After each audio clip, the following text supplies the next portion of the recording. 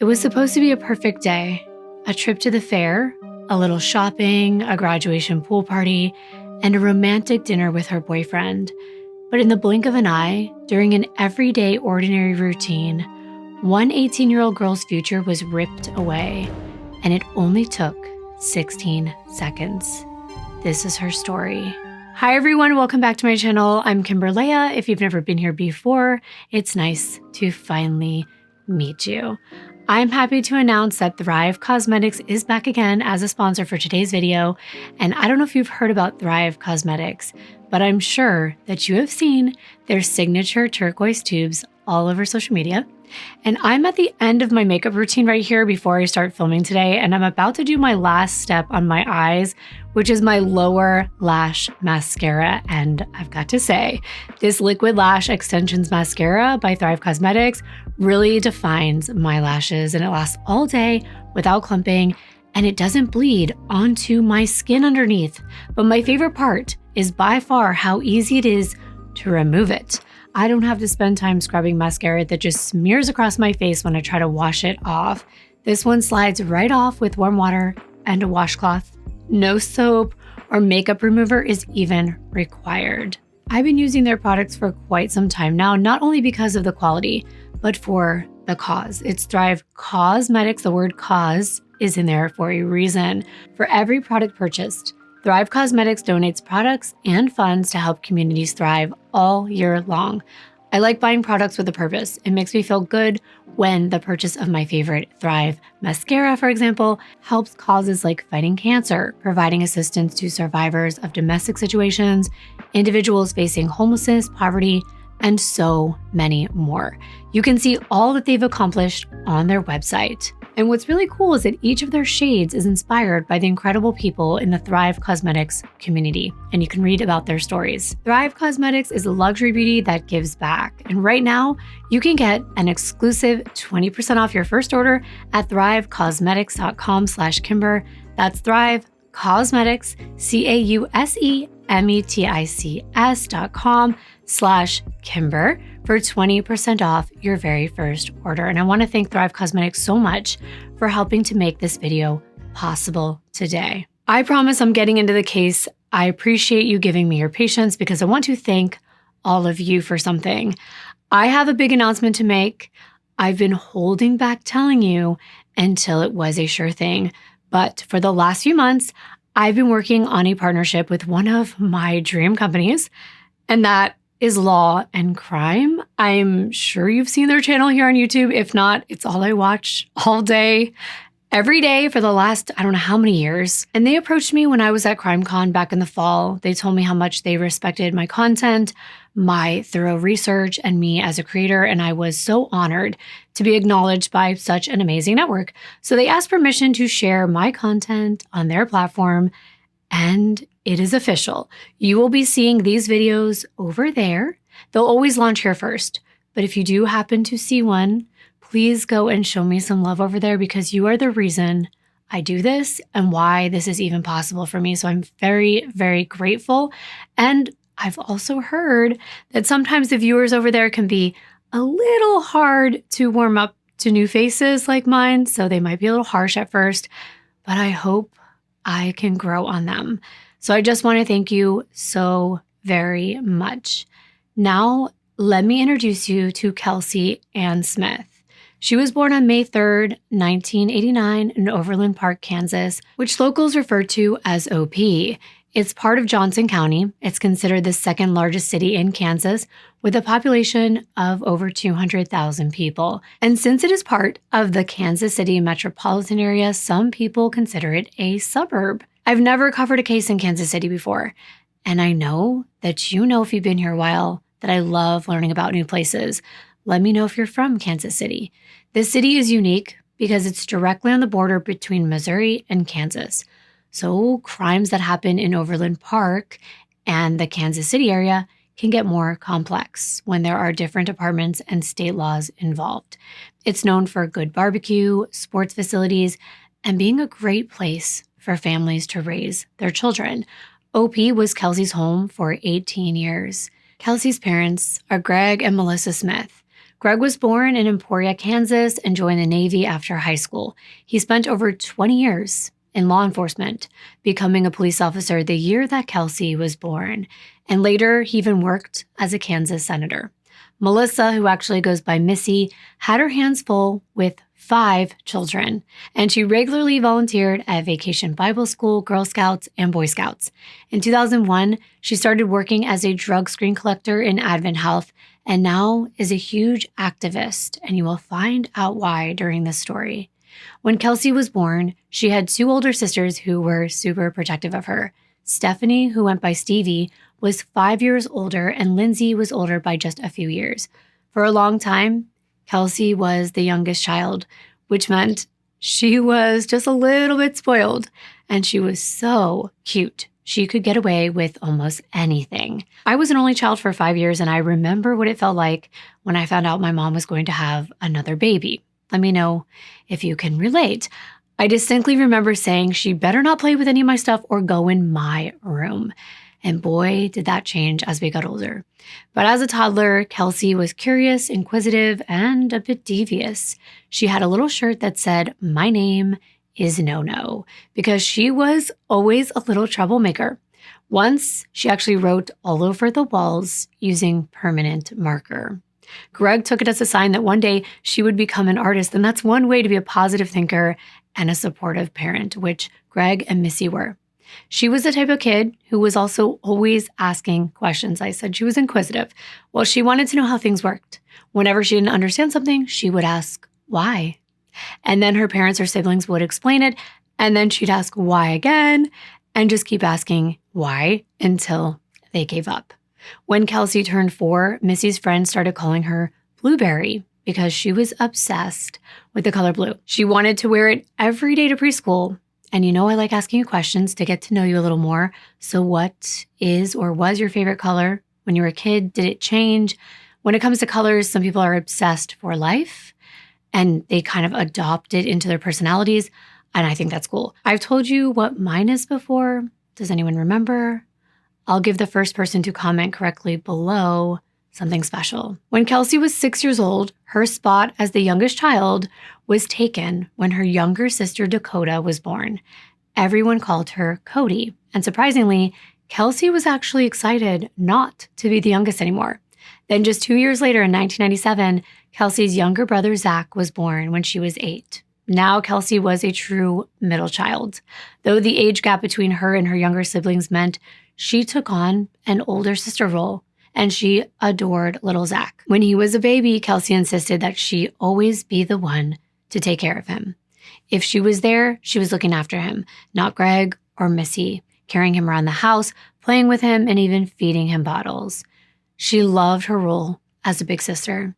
Kelsey was independent. She was creative, fun-loving, funny, and she loved being a practical jokester. Even though she had a serious side, Kelsey had a great sense of humor. She and her siblings regularly roasted each other. It was actually a running joke in their household that Kelsey had middle child syndrome because she loved all the attention she got. She liked to say that out of all of them, she was the one who was planned. And her older sisters would say that if Kelsey was the result of a plan, then Greg and Missy should have been more spontaneous. I think that's cute. But as much as they liked to tease each other, the Smith siblings had each other's backs no matter what. One time, when they all went to the mall as a family, Greg and Missy offered to buy Kelsey a treat, and she flat out refused to get anything unless all of her siblings were allowed to get something. She was generous. She was a bright kid with a big personality. And most of all, she was a huge social butterfly. I want you to think of the most extroverted person you know. That was Kelsey in her friend group. Her brother called her loud, in your face, and defiant. But her sister Stevie said she was so giving. She was literally the type of person to give you the shirt off of her back.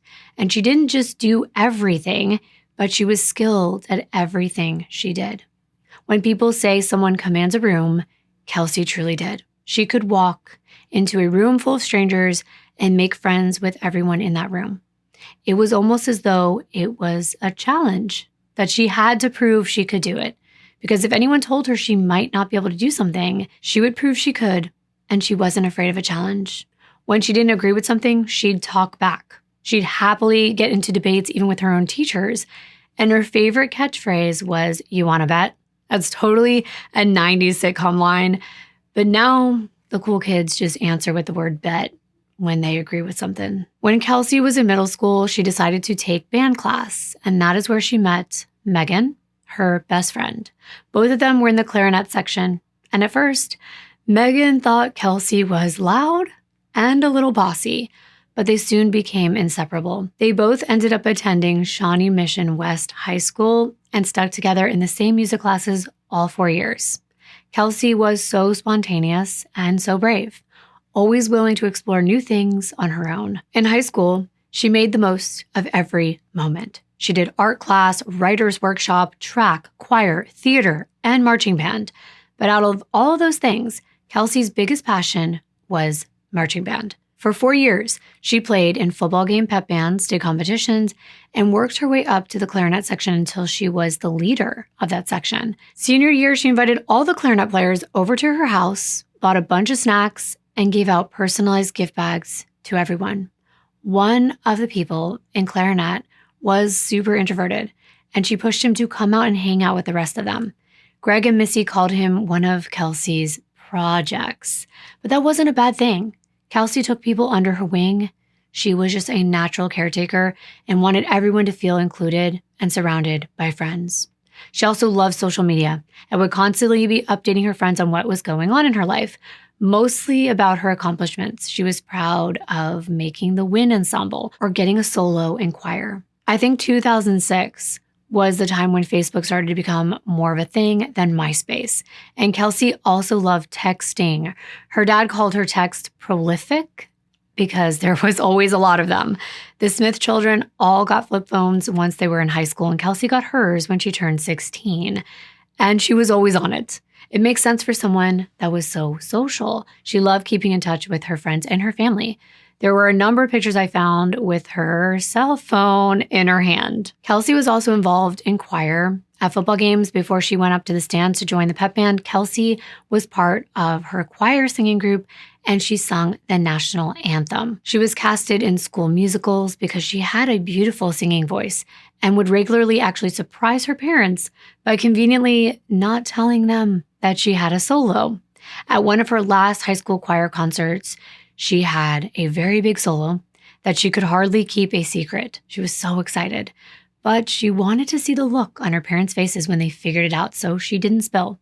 She ended up surprising Greg and Missy, and the solo moved one of Missy's friends to tears. She was also super committed to band, so much so that once she had the flu on a day that she was supposed to audition, she stayed home from school all day and slept until it was time to go audition. She went in her pajamas. She did what she needed to do, and she came back home and went to sleep. That's how dedicated she was.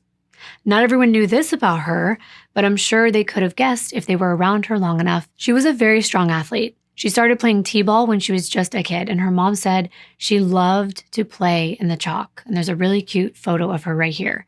Kelsey was more than a triple threat. It seemed like she was good at anything she put her mind to. She liked track, but she was even more interested in long-distance running, which was actually a light hobby for her because she ran at least 2 miles a day, but would regularly go running for 8 miles at a time. I don't know how she did it.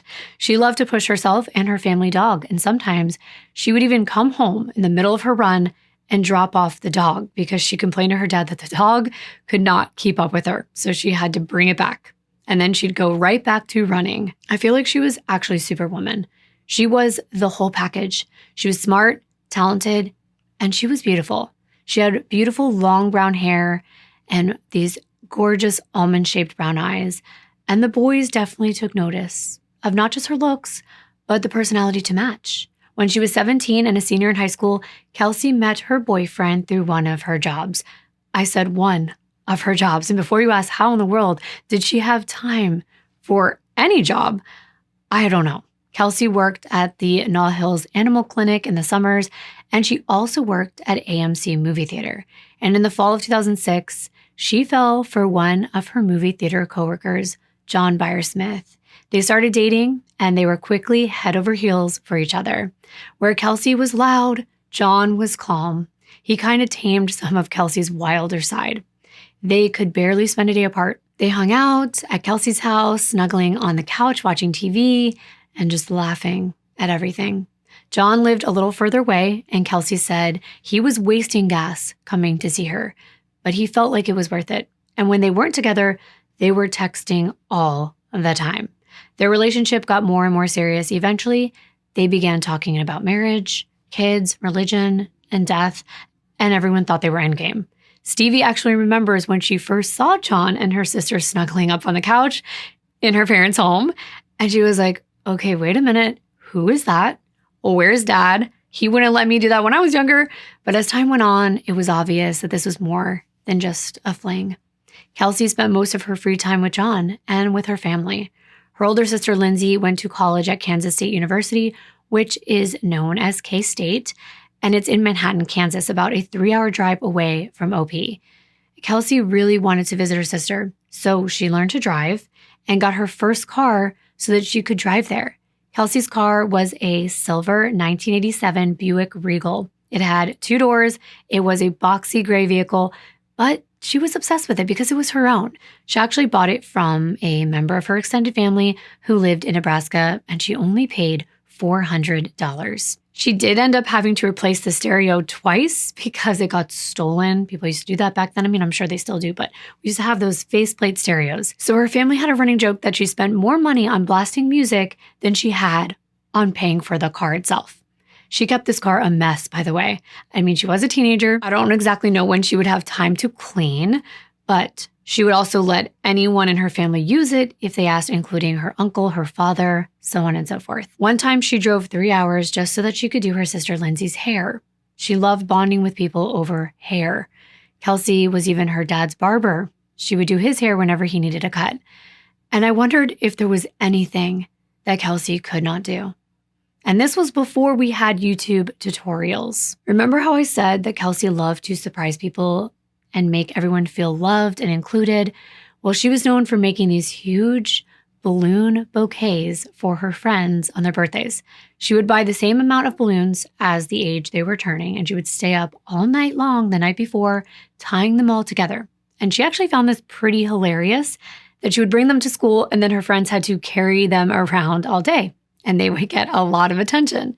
She also loved to share these kind of things on social media. She would take pictures of the balloons hanging on her friends' lockers. Her secrets and surprises went even further, though. Senior year, she began applying to colleges, but she didn't tell anyone where she was going to go, especially not her parents.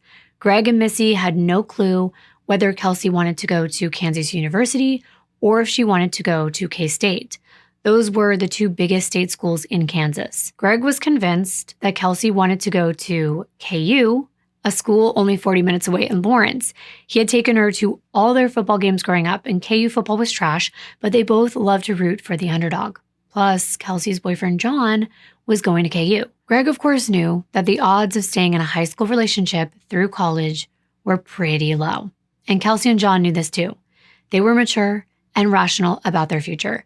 But Greg was still convinced that they would end up at the same college. They were just drawn to each other like magnets.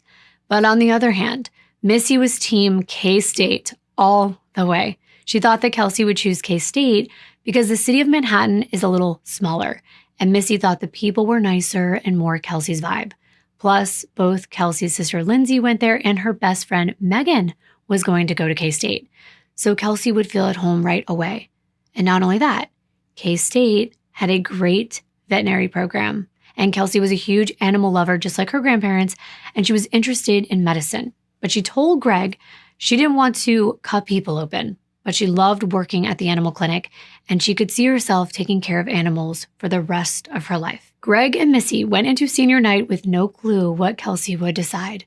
When it was finally announced over the intercom that she was going to go to K-State, Greg looked at Kelsey and he's like, what the hell? And she just could not stop laughing. She told him she picked K-State because it had the best marching band program. With all of Kelsey's hobbies, it was hard to figure out what she would put first. One thing was for sure, Kelsey was full of life. But she didn't take life too seriously. She loved being silly And sometimes she would do things like chug an entire soda and then burp like a trucker to just annoy her mom. Even though Kelsey seemed like a very happy, fun-loving, and positive person, she was human. She definitely had her bad days, especially because she was a typical teenager that had mood swings sometimes. Her bedroom was downstairs near Greg's office, and he remembers one day she slammed her door shut after an argument with Missy, and she shouted, "That woman, your wife!" It was funny. She got hangry easily. She was genuinely stubborn, but everyone thought that was a good thing because Kelsey had a lot of fight in her. Greg, being a police officer, taught her a bunch of defensive moves. She knew all the important pressure points on the body, and out of the 5 kids, Kelsey was the one who was the most prepared if something bad were to ever happen. Her parents trusted that she would be okay. She would know what to do. Can you ever truly be prepared, though? This case begs that question. Kelsey went to senior prom with Megan and John. She wore this beautiful yellow dress, and her hair was curled just like Belle from Beauty and the Beast. She looked gorgeous. It was just a magical night. They rented a limo, they danced, and then a few weeks after Kelsey's 18th birthday, she graduated from high school. She walked the stage on May 24th, 2007, while her entire family and her boyfriend cheered her on. John had actually brought an air horn, and they were being so loud that the principal turned to her and said, "Is that your hooligan family?" And that's a pretty big deal when you have a 400-person graduating class who invited all of their families and friends, and Kelsey just laughed and said, "That's them. They sound like such a great family to be a part of." You can tell where Kelsey got her personality and her spunk. And that summer, Kelsey was invited to about a dozen graduation parties. She spent the days party hopping, relaxing with her family, and working at AMC. The movie theater had actually offered her a promotion at this time, and for a while, she considered it. But this promotion came with an ultimatum. If she was going to be promoted to manager, then she needed to break up with her boyfriend, since she would become his superior. She ended up declining that promotion and, of course, staying with John. Besides, she was headed to K-State in 2 months, so it wasn't really that much of a loss. And after 6 months of being together, Kelsey and John were still going strong. They didn't know if college would separate them, but they were prepared for anything, even if it meant breaking up, traveling, or even transferring schools. Their 6-month anniversary was set for June 2nd, and John made dinner reservations and told Kelsey's sister Lindsay that he actually had plans to give Kelsey a promise ring to show the commitment that he had for her. Now it was Kelsey's turn to be surprised, and John could not wait. The morning of Saturday the 2nd, Kelsey hung out with her family. Missy had gone to a trip to Des Moines, Iowa for the weekend. Her friend's son was getting married, and Missy was out of town helping that friend set up the wedding. But Lindsay was back from college, and everyone was excited about getting out of the house and enjoying the weather. Greg took Kelsey, Lindsay, Cody, and Zach to Old Shawnee Days. This is a town over from them, and it's a start of a summer festival with live music and a bunch of amusement park rides. And they spent the afternoon going to this fair and buying carnival food, playing games, and riding the rides. Now, you could have guessed this, but Kelsey was somewhat of a daredevil, a little risk taker, within reason, of course. So she liked heights, and her sister Lindsay did not. But Kelsey managed to talk her into riding to the top of the Ferris wheel with her. And Greg watched from the gondola below them as Kelsey began rocking her and Lindsay's gondola from side to side. She looked down at Greg and said something that he wasn't able to catch, but both of them just started laughing. Lindsay was screaming for her to stop, and Greg thought it was hilarious. It was a nice time for the family to just be together before Kelsey went off to school. When they got home later in the afternoon, all the kids separated to do their own things. Kelsey went over to a friend's graduation party nearby in another town called Lenexa, about a 12-minute drive away. But she only stayed about 20 minutes or so because she had a very busy day ahead of her. Later on, Greg was making dinner, and he saw Kelsey grabbing a CD from her room before heading to her car to run some errands. Greg saw her getting ready to leave, so he asked her what her plans were for that night, and Kelsey gave him the rundown. She said first, she had to stop at Target to get a gift for John. He was going to meet her at their house around 7:20 and drive them to their friend's graduation party. This was a pool party. It started at 7:30 p.m., and Kelsey was excited. After that, at 9:30, she and John had plans for their 6-month anniversary dinner. Kelsey was running a little bit behind before she left, so around 6:30, she texted John letting him know She was running about 10 minutes behind, but she would see him soon.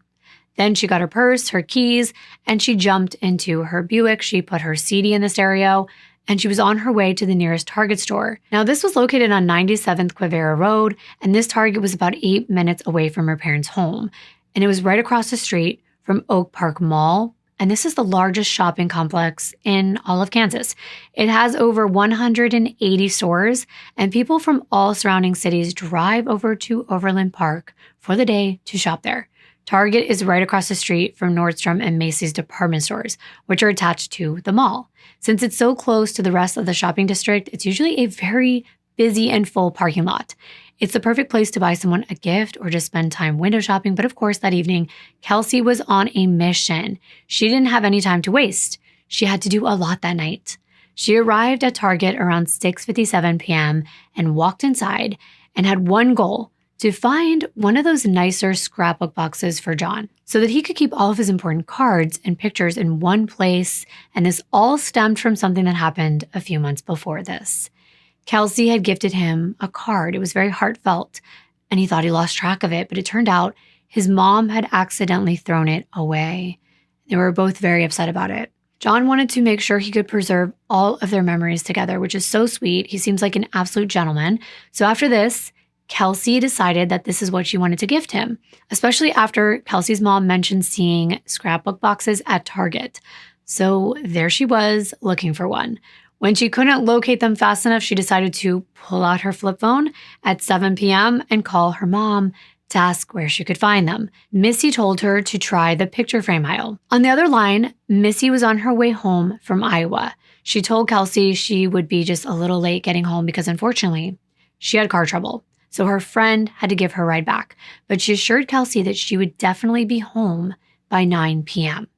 At that point, Kelsey relayed her own plans for that evening, just like she had to Greg earlier. She told her mom she would be home before 7:30 p.m. to meet John at the house, and then they were going to that graduation party, and then dinner together. Kelsey and Missy talked for a few more minutes before Kelsey headed to the checkout line. The call lasted the duration she was in the store, 11 minutes. Missy's last words were, "Bye, baby. I'll see you when I get home. I love you." Little did she know that that would be the last time she ever spoke to her daughter. It's truly unbelievable how fast our world can be turned upside down. Each time I do these cases, I am still shocked at how easily such horrible things can happen. When 7:30 came around, which was the time that Kelsey had told her family that she would be home, Greg, Lindsay, and John, who had been waiting on her at this point, began texting and calling Kelsey, but they got no answer. Lindsay then called their sister Stevie, asking if she had heard from Kelsey. But the thing is, Stevie and Kelsey, they did not talk very often unless it was something related to their family. So she responded to Lindsay saying, "Why would Kelsey be reaching out to me?" And that's when Lindsay explained what was going on. And at that moment, Stevie got worried too. She hung up with Lindsay and started calling and texting Kelsey herself. She even started yelling at her and breaking down crying, begging her to answer, letting Kelsey know they don't care where she was. They just needed to know she was okay. You may wonder why they are so frantic at this point, and you will figure that out in just a moment. Around 7:45 p.m., 15 minutes past the time that Kelsey said she was going to be home, Missy got a call from her daughter, Lindsay. Lindsay said that Kelsey was running late and she wasn't answering anyone's texts or calls. Worried, Missy hung up and started texting Kelsey to try to get a hold of her. When Kelsey did not immediately respond to those texts, her mom felt that deep down something was wrong. They say that a mom always knows, but it goes beyond intuition. When she was told that John was there waiting for Kelsey, Missy said, "Call the police, something's not right." The Smiths had a family rule. If you had to change your plans or change your location while you're out, you immediately called or texted either Greg or Missy. You let somebody know. And Kelsey actually carried this rule out with her friends as well. She would make them call their parents and let them know if their plans changed. I actually have the same rule with my family and with my boyfriend, and I have for a very long time. So I know how much breaking this rule can affect a family member or a partner. Mine started after a tragedy happened with someone close to me. In Kelsey's case, it was part of growing up in a law enforcement and Navy household. Greg had seen some really bad things in his time, and he worried for the safety of his kids. If Kelsey or any of her siblings were late, even by a minute, they were grounded 2 days for every minute they were late. And I know that this seems really strict, but this is how they understood just how important it was to abide by this rule. And for Kelsey and the other Smith children, it was all they knew, and they lived by it. Kelsey was very responsible. She never wanted to scare or worry anyone. So her silence, especially after 30 minutes, was a huge red flag. Even if it doesn't sound very long to any of us, it was to the Smith family. Actually, Greg initially started worrying as soon as Kelsey didn't come home immediately at 7:30. And that is how reliable Kelsey was. But her Buick wasn't. So we thought that maybe she had broken down because, as a matter of fact, her 1987 Buick had broken down earlier that month. So we wondered if something had happened to her car. But why wouldn't she call? Maybe her flip phone had died, but what are the odds of both of those things happening at the same time? It did not seem likely, especially for Greg with his law enforcement mentality. I know we don't like to assume the worst, but like I said, you can imagine Greg had seen a lot of things, just like you and I have heard a lot of true crime stories. Our minds tend to go towards the negative, as much as we want to give someone the benefit of the doubt. John had actually shown up for their date at 7:20 and had been excited just hanging out with Greg and Lindsay waiting for Kelsey to show up. But when they all realized she was late, they freaked out. John was really worried. He called and texted her again and again. And remember, this was flip phone age. You had to push the same key a few times to get a certain letter to text. It would have taken a lot more work than it does today with like voice to text. But he was so concerned. This is around the time they called Missy, and she told them that Kelsey had been shopping at the Oak Park Mall Target. She knew which Target it was because they had discussed the layout of the store and where to find the scrapbook box.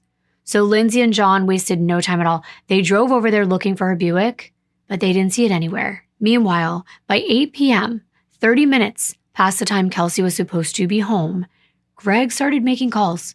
First, he reached out to a bunch of different police departments in the area, asking them if they had any contact with a car matching Kelsey's description of her Buick or the license plate number. He wanted to know if any accidents had been reported. He said he was being a cop at this point. This was just his instinct, but there were no reports. So then he started calling all the hospitals around town, trying to see if Kelsey had been admitted, but she hadn't. After that, Greg called his parents, who lived even closer to the Oak Park Mall than they did, and he told them to please drive around in the area and look for her car. When Missy finally got home around 9 p.m., they caught her up on all the details, waiting and hoping to see Kelsey walk through that door and apologize for being late. But she never did. And it was getting later and later. Everyone was still calling Kelsey nonstop. And now Missy was joining the rest of her family as they stood around desperate for answers. It was 10:48 p.m. Hours had gone by with no word from Kelsey, and that is when Greg called the police department to report her missing. Too much time had gone by, and they had looked everywhere that they could think of. He wasn't going to take any chances and knew that time was of the essence if she was truly missing. Around the same time, Missy gets a call from Kelsey's grandma, Mimi, who was still out there looking for Kelsey's Buick. She asked Missy if it had a Nebraska license plate. And that's when Missy realized they had drove to Nebraska to pick up the Buick. What were the odds it was someone else's car? It had to be hers. So she said, yes, it did. Kelsey's grandparents had found her car. It was at the mall parking lot near Macy's, right across the street, half a mile away from the Target where Kelsey had been shopping. Even though John and Lindsay said that they went over there and had not seen it when they drove over there an hour earlier. Now that was concerning. No, it was more than concerning. It meant that Kelsey's car had been abandoned, and Kelsey loved her car and she was responsible. She would never willfully abandon it. Greg and Missy set out for Macy's parking lot and called John and Lindsay to let them know where they were going. And Stevie was also on her way over there at this point, and she was in a panic. So she actually had one of her friends drive her there. Since John and Lindsay were still out looking in the area, they arrived at the Macy's parking lot first. It was pitch black outside, The lot was vacant. By this time of night, shoppers had already gone home. But there was Kelsey's car, still there. When John looked through the car windows, it was way too dark to actually see inside. So he told Lindsay he was going to open the door, and Lindsay was on the phone with her dad. And Greg said, under no circumstances could John touch that vehicle. And we know why. If this was some kind of crime, he could inadvertently destroy evidence. By 10:54 p.m., Greg was calling back the police department and letting them know that they had found his daughter's car. At this point, the case was an open investigation. When Greg and Missy showed up, they hoped that there would be some sign of where Kelsey was, but their hopes were dashed. The car wasn't even parked in a parking spot, which was another clue. Not only was it further from the target parking area, but it appeared that it had been abandoned in a hurry. It was not as if it was parked there in a hurry because Kelsey was more responsible than to park that way. And she would have parked near Target so that she could run in and out. It just did not make sense. I mean, could there be a possibility that that lot was too full and she had to park on the other side? I don't think so. And they didn't either. And again, it didn't seem like a likely scenario. At this point, they were so worried that something happened to Kelsey that they started to check in this area behind bushes and even in dumpsters. And you may wonder what they're looking for. And I know it sounds crazy that they'd be in this mindset so soon, but let's face it, they were looking for her body. Greg knew in his heart that this was an abduction. He had seen so many missing persons cases. He just never thought it was going to hit so close to home. You know how dedicated he was to teaching his kids how to protect themselves, be vigilant, be aware of their surroundings. So how is it that this happened to his bright, strong, responsible daughter? There were so many questions going through their minds. Where was she? Was she still alive? Were they too late? It's just unimaginable how someone would feel in this situation. They called her again, but now it just went straight to voicemail. And that is never a good sign. John's uncle actually worked for Sprint, the phone carrier, so he had some extra knowledge of how cell phones worked. His uncle told him that cell phone companies could figure out someone's location based on the way phone calls and texts came through in relation to where the cell towers were, and that they now had this technology to measure where the phone was in proximity to the nearest tower. This was way back in 2007 when Find My iPhone was 3 years from being introduced in its first iteration, which wasn't nearly as precise as it is today. And in 2007, the global positioning system, what we now know is just GPS, finally went mainstream, but it wasn't in all cell phones yet. However, there were certain phone companies that did have the technology to conduct mobile phone tracking. They could calculate the general area of a phone by measuring the time it takes for a signal to travel back and forth. This technology is called cell tower triangulation, and it combines location data from at least 3 cell phone towers. When a phone communicates with a cell tower, it creates a record known as a ping. But this was not a common word at the time, even though most of us know what it is today. And I like to understand everything. And it's really simple, actually. In order for a cell phone to work, they have to be in contact with a cell tower. The signal that emits are pings. Our phones, even back then, don't just ping when they're being used, but also if they're being called, because the signal is being sent out from the person who's calling's phone to the phone in question. It wasn't completely unheard of for the police to locate someone by pinging their cell phone. Actually, a year before this, in December in 2006, a ping from a cell phone helped save the life of a Buffalo college student. The young man, whose name was never released to the public, called his father distraught over a breakup with his girlfriend, and he said he wanted to take his own life. And then he just hung up on his father. His dad tried to reach him again and again and failed, so he called the police, hoping that they could somehow find him before he put himself in danger. The student had a Sprint cell phone. Police contacted the carrier, and they were able to see a record of a ping from that student's phone. And that provided them an approximate location of where he was, and it led them right to his car. He was inside, only semi-conscious, after taking a bottle of sleeping pills, but luckily they got to him in time. He was taken to the hospital, and he got medical assistance and survived. All this is to say that even back then, even though it was more rare, some people were aware that pinging a phone could provide a location. And one of those people was Kelsey's boyfriend. His uncle had given him this golden piece of knowledge that at the time that he learned it, he probably had no idea he would be attempting to use it to find his missing girlfriend. As a matter of fact, pinging cell phones was quite controversial back then because it was seen as an invasion of someone's privacy. But all this being said, with what John knew, he simply asked Greg and Missy if they had tried pinging Kelsey's phone. I'm sure with Greg being a cop, he knew what it meant. Kelsey didn't have Sprint, where John's uncle worked, and Sprint was also the carrier that the student in Buffalo had, but Kelsey had Verizon.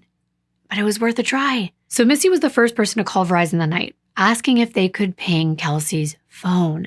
She told them her daughter was missing and that she was Kelsey's mom, and she urgently needed them to ping Kelsey.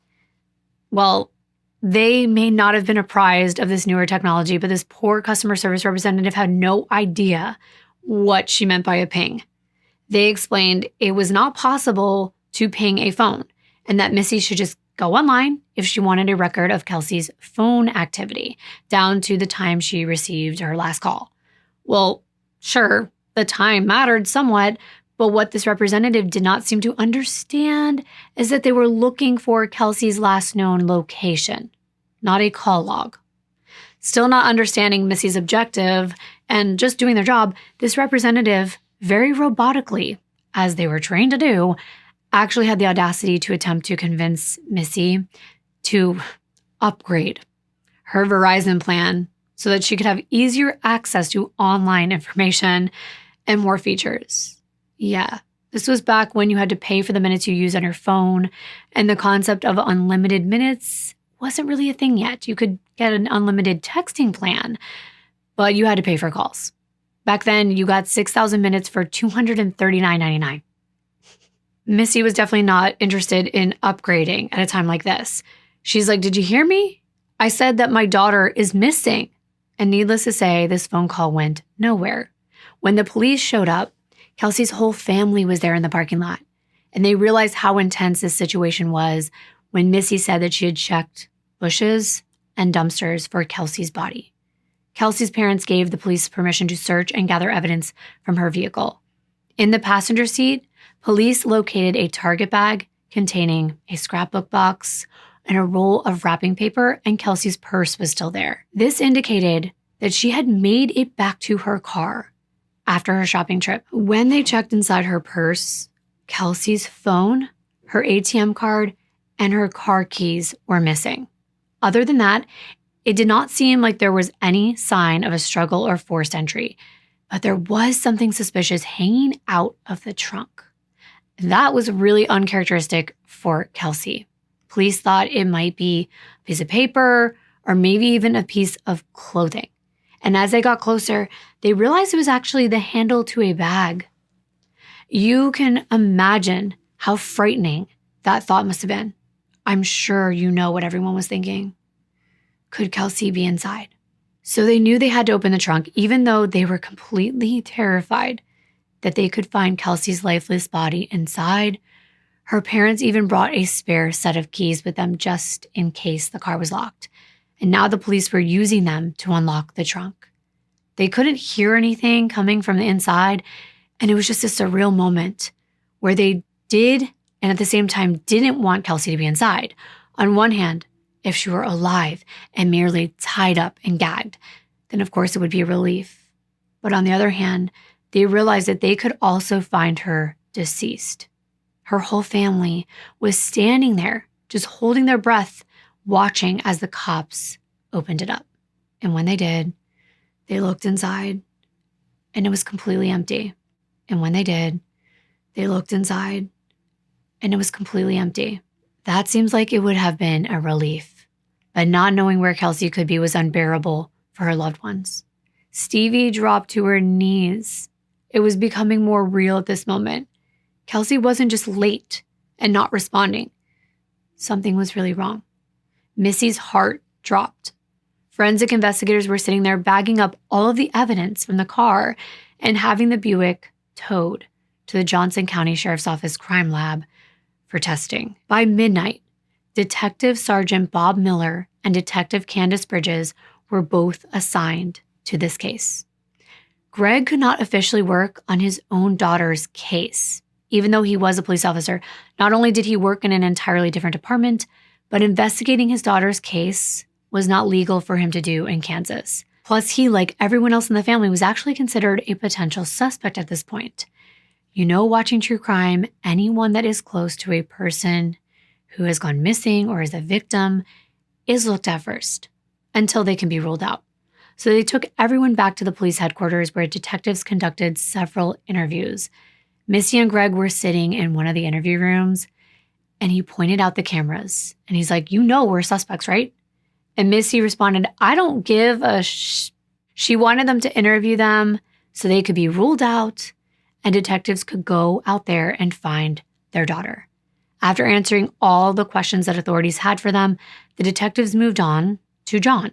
Now, of course, John being Kelsey's romantic partner, he would be the most likely suspect. But Kelsey's family didn't think so. They described him as a wholesome, nice guy. But detectives cannot bank on that. The way they saw it, here's this 18-year-old girl who just graduated from high school. She was beautiful and now missing at this pivotal age and a time in life when things change a lot. Maybe Kelsey didn't want to be with John anymore. John had to prove he had nothing to do with this. When he was interviewed, they asked him about his relationship with Kelsey and how it was going. Kelsey was super excited about going to K-State in the fall, but he was going to Kansas University, and they were planning on splitting up when they went to college. So this piqued the detective's interest. They were going to break up? Didn't John tell Kelsey's sister he was just going to give her a promise ring? So that seemed a little contradictory and suspicious, especially now that she's missing. So Detective Bridges started coming up with things that could have gone wrong. Maybe Kelsey got pregnant and they didn't want anyone to know. Maybe they planned to have Kelsey disappear for a while until they figured out everything. Or maybe John had made her disappear. Had they gotten into a fight? Had John driven to Kelsey's house just to give him an alibi? Detectives questioned whether Kelsey was upset about them breaking up. And they really grilled John. They were treating him as their prime suspect. But he insisted he loved Kelsey and he was not involved. He just willingly just handed over his cell phone without them telling him to, and he showed all of their text messages. There was no sign of an argument, but there were a few cryptic messages, so to speak. As he's asking where she was and what's going on, at one point he says something about property that his parents owned, and he suggested to Kelsey that if she was really mad about something, and that's why she wasn't answering, she could go meet him at that property, and he wouldn't tell anyone. But still, she never responded. However, after looking at the context of these messages, they realized that most of their exchanges before Kelsey went missing were all positive. They were excited. They were planning their evening together. And then after she went missing, all of John's unanswered texts were asking Kelsey where she was and expressing how worried he was about her. The police began to realize John probably wasn't involved. They were actually pretty surprised about how open he was. People can become really defensive about their privacy when it comes to cell phones, especially teenage boys, even if they have nothing to hide.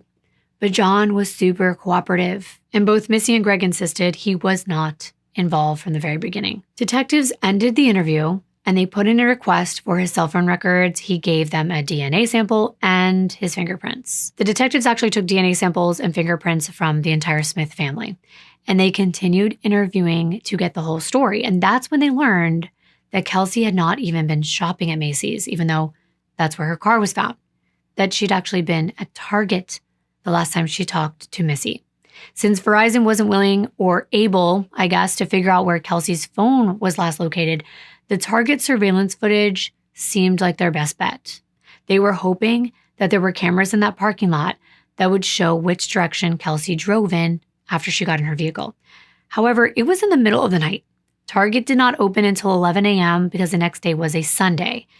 But of course, the officers asked Target management if they could come in earlier to look at the tapes, and they obliged. But they still had to wait till the morning. The rest of the night, Missy and Greg got in touch with a couple different Verizon representatives. But every time, it was the same story. They couldn't ping a phone. They couldn't even give them that much information because Kelsey was 18. Even though her plan was in her parents' name, she was an adult.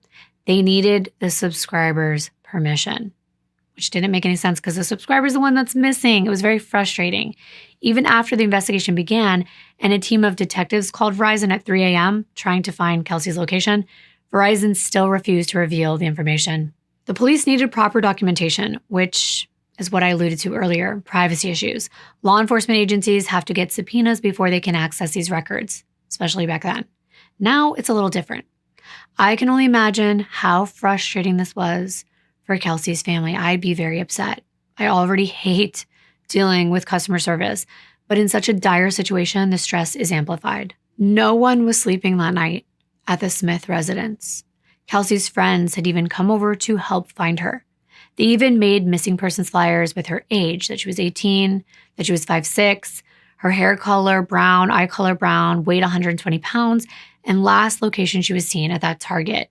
Then everyone gathered around to listen to Greg explain how police conduct searches. He actually took out a map and began showing them where to start looking. And by the next morning at 6 a.m., Kelsey's friends took it upon themselves with the information they gathered from Greg, and they went out covering different areas and handing out flyers.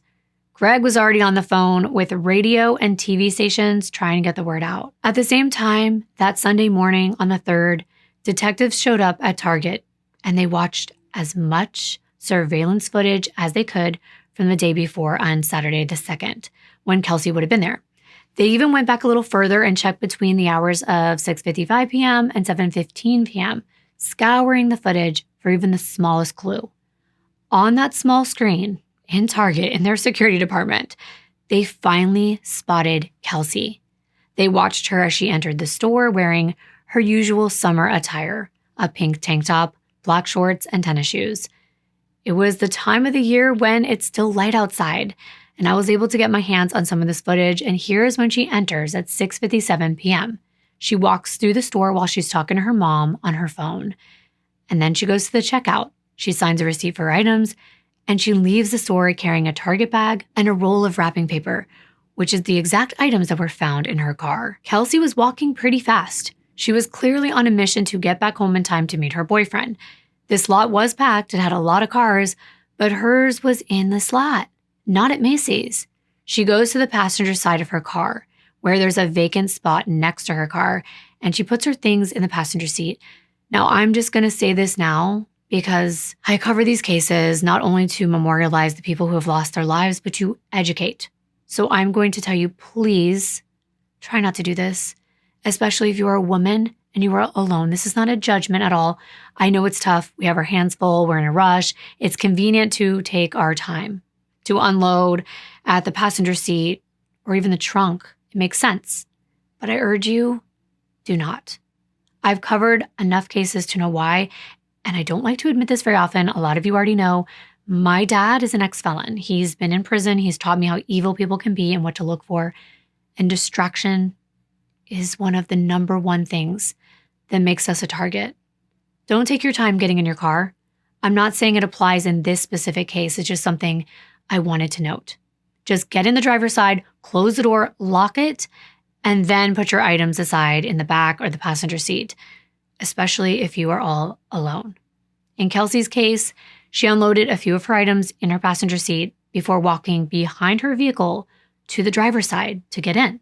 And on that side, there was a car parked next to her. From the video footage, they can see her get into the car and drive away. The whole thing takes about 16 seconds. But this footage wasn't exactly high definition. It's the normal 2007 parking lot camera footage, but nothing seems out of the ordinary. But they thought there had to be some clue they were missing. What happened next? Where did she go? How did her car end up back in the same vicinity in a different parking lot? And some of her personal belongings were not there. Why would she have gone anywhere else? The detectives are actually more confused than before, because it doesn't appear to be a missing persons case. It looks like a girl who left the parking lot on her own free will.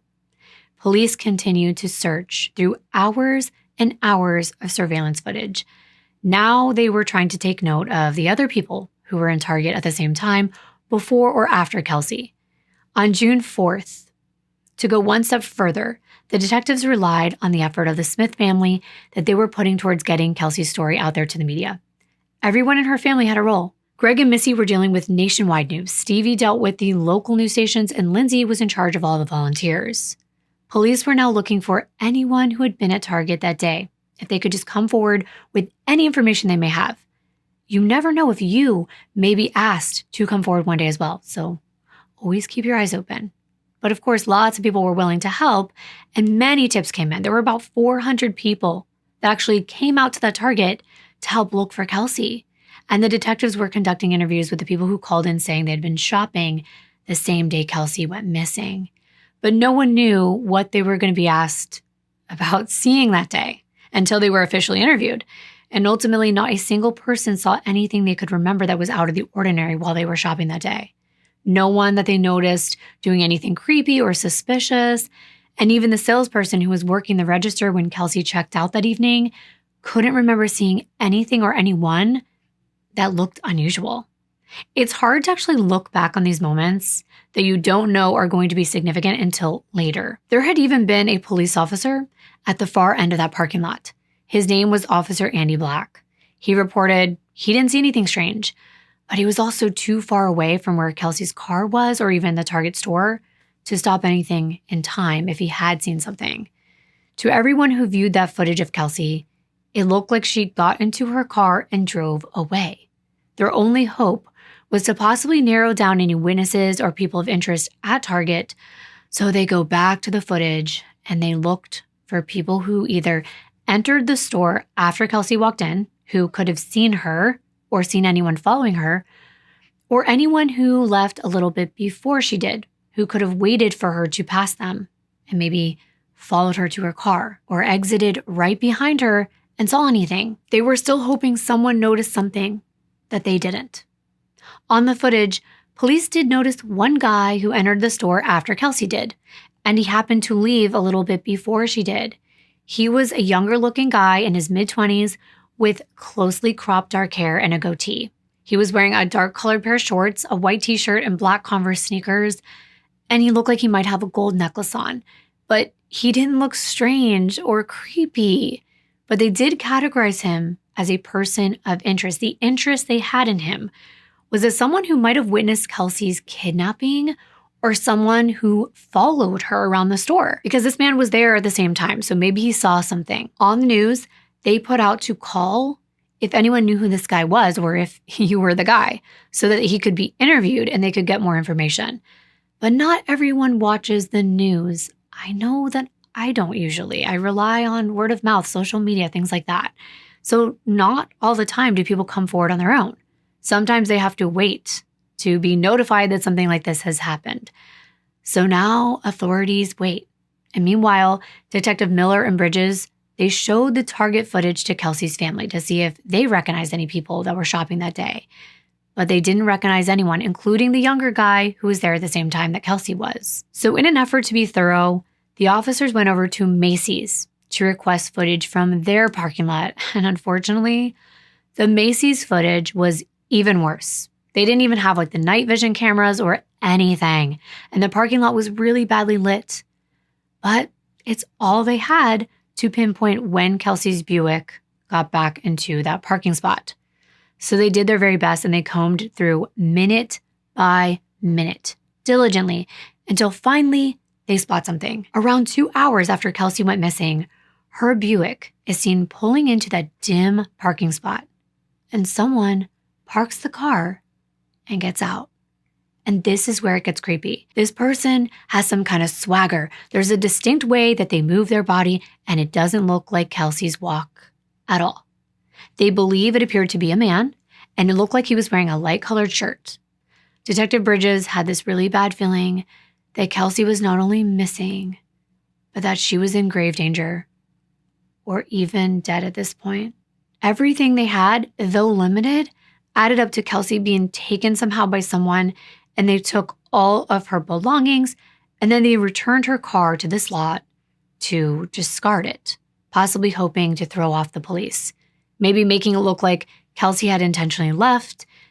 but they probably didn't account for CCTV footage, or they were just willing to take the chance. Now the detectives know the person who drove Kelsey's car was wearing a light colored shirt, even though that's not much. They went back to the target footage. This time, they were in the Overland Park Police headquarters in their command center. The chief of police, John Douglas, he had bought this huge 15 by 12 foot screen for another case he was working on. So they loaded the video of Kelsey's case up on the screen.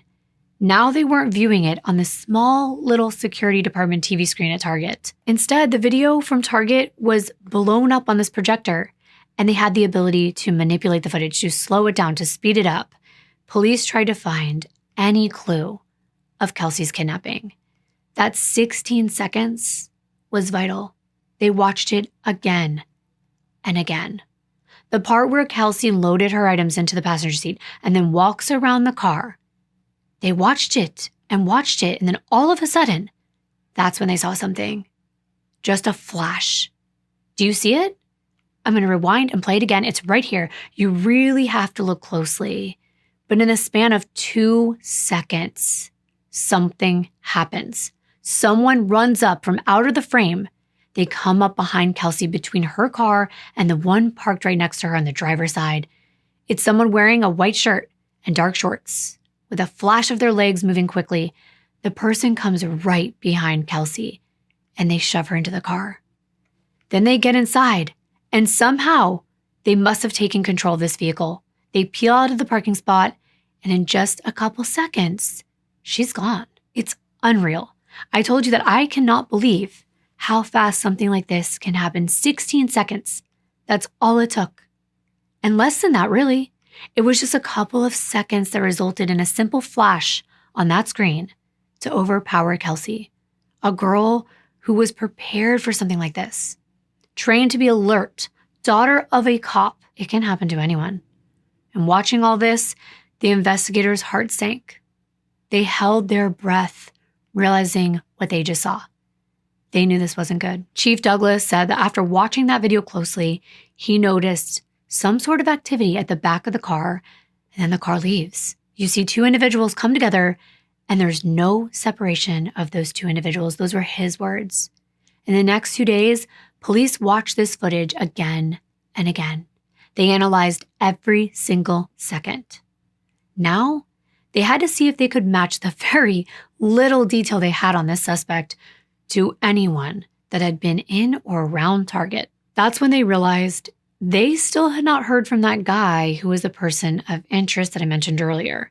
So they compared the footage of Kelsey being pushed into the car and what that person seemed to be wearing to the footage of the younger guy walking around Target. They looked at what he was wearing and also what he was doing and when he left.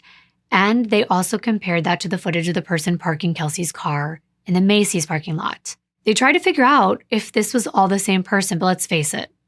A white shirt and shorts is pretty generic. Without being able to make out someone's features, there was just no solid evidence connecting all of these videos. So they had to go beyond the basics. Investigators sent surveillance tapes to a forensic lab to be enhanced. They hoped by zooming in, removing some pixelation, they could help identify this perpetrator. That same day on June 4th, police also released all the footage to the public. Officer Andy Black, the officer who had been in that parking lot that day, he actually felt guilty for being at the Oak Park Mall and not being able to do anything. So he volunteered his time working the tip line. Hundreds of tips were coming in. There were so many that the tip line actually crashed.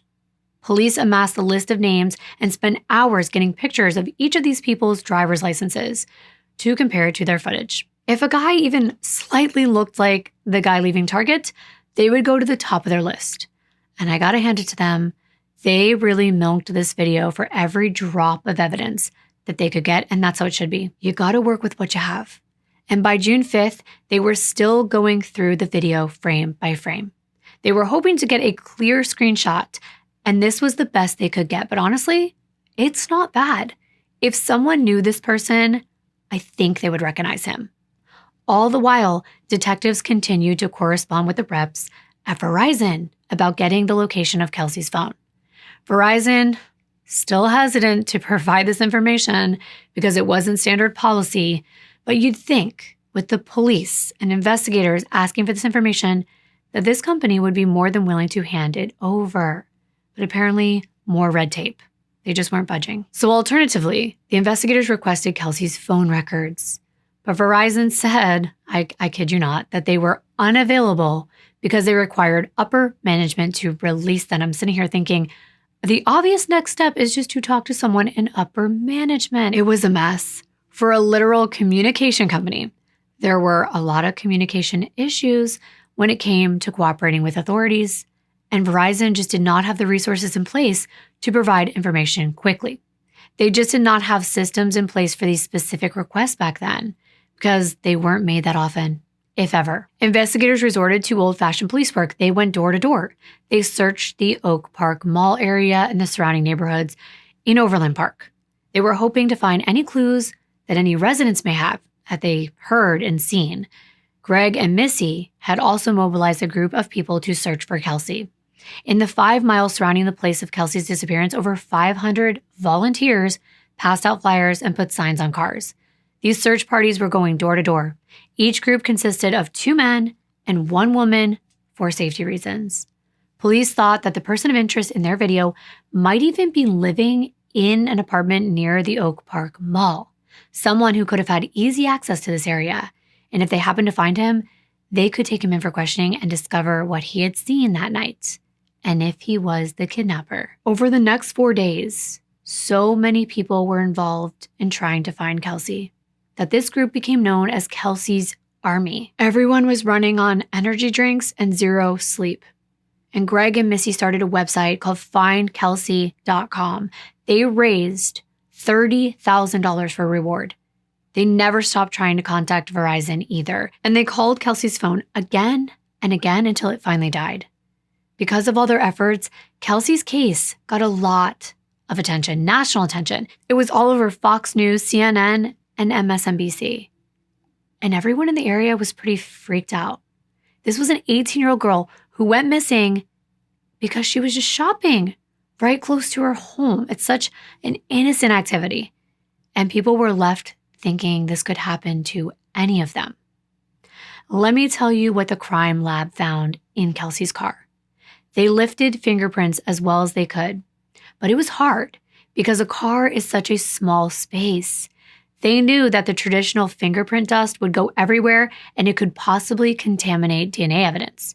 So the investigators chose to do what they call a superglue bomb.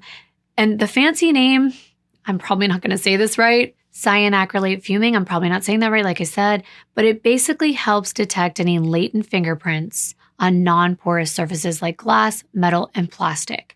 When the superglue is hot enough, it actually becomes a vapor, and then it gets in the air. It's attracted to the sweat and oils that are excreted from our fingertips. And then when it comes in contact, the vapor becomes a crystallized material, and it leaves behind a white residue that reveals the fingerprints, and now they can be lifted and analyzed. With this method, they found a single fingerprint on the metal clip of the driver's side seatbelt. Unbelievable. While Missy and Greg tried to stay strong for their daughter, these people were hurting. Missy couldn't even eat because she knew if Kelsey was kidnapped, or worse, if she had passed away, then she wasn't eating either. Not knowing what happened to her was literal hell. Greg was slowly losing hope. He didn't think that his daughter was still alive. He knew that 48 hours after an abduction, the odds of someone coming back alive are much lower. But still, he continued to tell the newspapers that anyone who may have taken her is probably going to have a hard time keeping her subdued because she was strong and she would stick up for herself no matter what.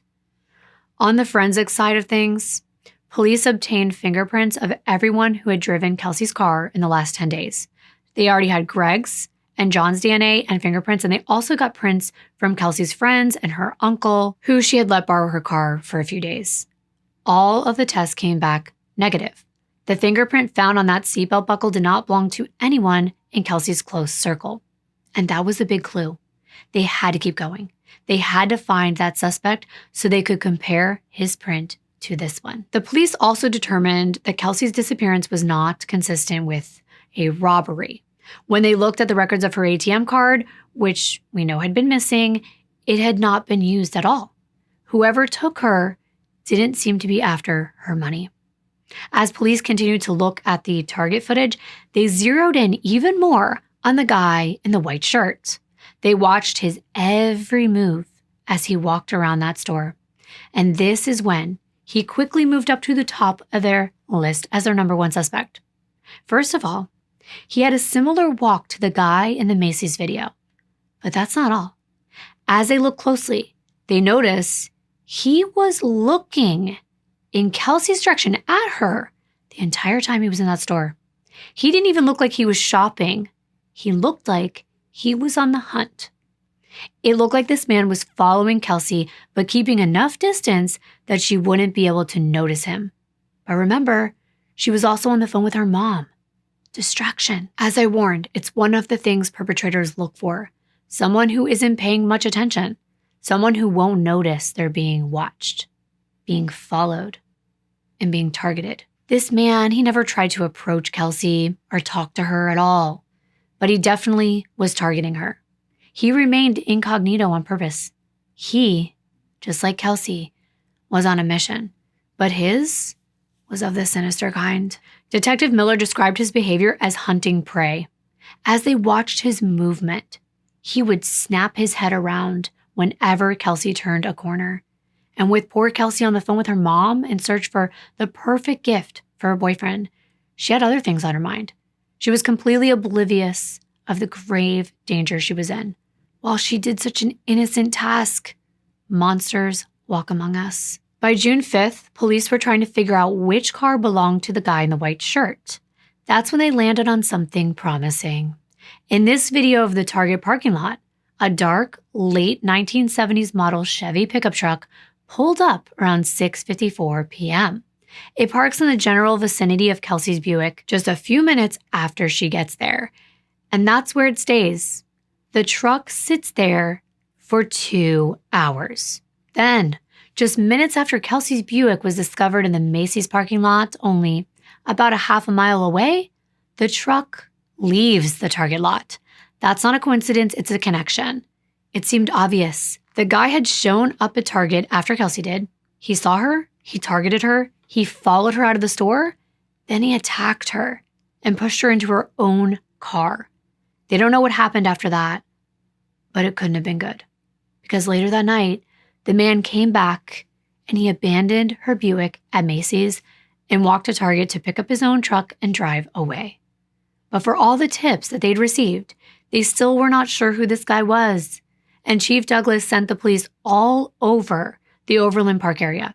They were looking for a Chevy that looked like the one in the video, but they didn't find any that looked similar. The morning of June 6th, the Chevy pickup video was aired on the news, along with another request for tips.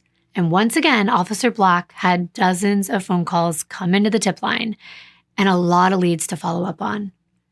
A woman and her husband actually called in. They said they knew someone by the name of Jack who fit the description of the man in the white shirt. He was actually their neighbor. He lived out in Olathe, Kansas, about a 20-minute drive away from that Target store. The woman gave Officer Black this man's address, and Sergeant Bob Miller went out there to ask this guy a few questions. But I'm going to get to that later because there's something else I want to let you know about. Within the same hour that Officer Black got this lead, the Overland Park PD had convinced the FBI to get in touch with Verizon. Finally, some more authority. It had been almost 4 days since Kelsey had disappeared when the FBI agent called and asked Verizon for a location on her device. Verizon finally agreed, and they sent out an engineer to determine Kelsey's location. It turns out, Verizon's process of finding a location was not called pinging, which was how it led to the confusion.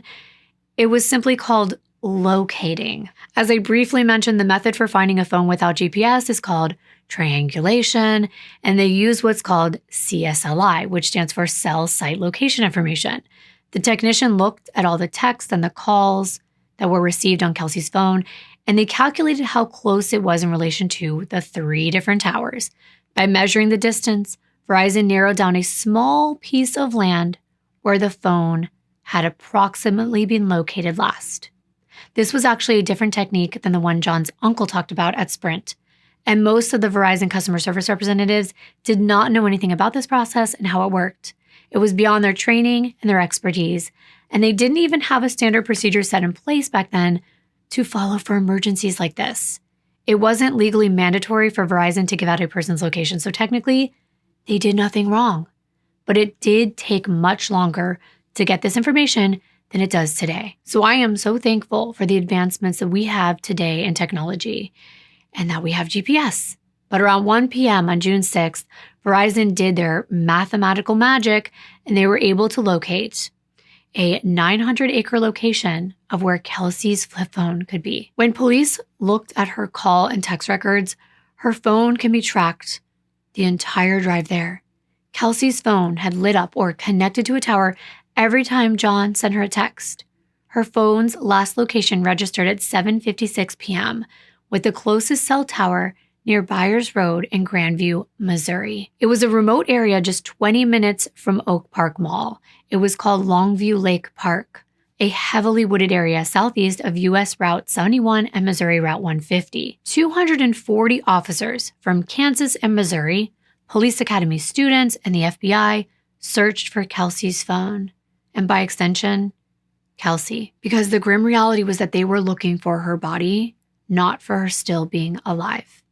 They split up into groups of 20, and they walked shoulder to shoulder through this park, along with a team of search dogs. The area was super dense with trees, brush, and tall grass, but Kelsey had a whole army looking for her. Kelsey's army. And within 1 hour of getting those results from Verizon, they found Kelsey. John's text proved to be what led them to where her phone had been active last.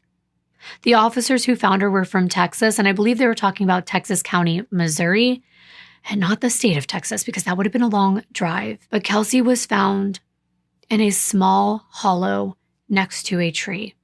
The area was between the roads of Highgrove and Raytown, near a hiking trail that wrapped around Longview Lake. All of her clothes had been removed, and she was covered by a mat that was woven with bare branches, sticks, brush, and leaves. At that time, exposure to the elements had severely affected her body, including insects like ticks. Someone had also made an extra effort and poured bleach all over her body in order to wash away evidence. Her shirt was near her body, but the rest of her clothing was around 100 feet north of her. They were a flowered bathing suit top and bottom, and her black shorts and shoes. She was found with a gray belt tied around her neck.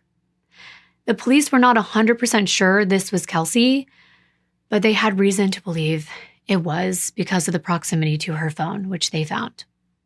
She was taken in for a forensic examination and, of course, an autopsy. Now the police were in a race against the media. They wanted to let Kelsey's family know before they saw it on the news. And at 2 p.m., Greg and Missy were at home when they received that call from the police department. The police officer said that there was a breakthrough, and they were coming by with the news. Greg asked, "Is this something that we need to brace for?" And the officer responded with, "Yes, you better brace." Greg and Missy waited in agony, but within just a few minutes, the officer was there in their driveway, and he said that they recovered Kelsey's body. And Missy started screaming. She just kept saying, "Not my Kels." They were devastated. Their entire world had been ripped apart. Stevie pulled up and saw her parents sitting on the back of her dad's pickup truck, just bawling their eyes out. She'd never seen her dad cry like that before, and she just lost it. She dropped to the ground and she screamed, "No," over and over again. She couldn't even walk. John's parents also got there and they heard the news, and John learned soon after this. When he saw his dad cry, it hurt even more. But the long search for Kelsey was finally over. But now started the long search for justice. Kelsey's body was identified at 3 p.m., and Chief Douglas held a 4 p.m. press conference to reveal their next steps in the case. Douglas said there were still no suspects, but they had received over 500 tips in the past few days, and they were interviewing numerous people hoping that it would lead to result in justice for this family. Their only person of interest was the man in the white shirt in the surveillance footage. They wanted to know if anyone could connect him to a Chevy pickup truck. And with the help of the Missouri police, who were involved because Kelsey was found over state lines, they amassed a list of people with longer criminal records who lived near Grandview. Someone called with a tip about someone who lived 2 miles from where her body had been hidden, and he was labeled a person of interest. Greg even spoke at press conferences, and he thanked everyone for helping with this investigation. He said Kelsey was deeply loved and that she was now home in heaven. He asked the community to keep the Smith family in their prayers. In the meanwhile, the forensic pathology examinations began, and medical examiner Mary Dudley worked hard to determine the manner and cause of Kelsey's death. When her autopsy eventually did come back, it was very clear what had happened. Kelsey had fought. She fought hard to survive. She had bruises all over her hands, and her cause of death was strangulation. Her killer had used a nylon belt that was found in her car as part of her movie theater job uniform, and they used that to strangle her. She'd actually been strangled over and over again with this belt, just enough until she lost consciousness, and then she would be brought back to being conscious. And I can only imagine the horror she was going through until she eventually passed away. The nylon belt was still around her neck, and the marks cut deep. Strangulation is horrible.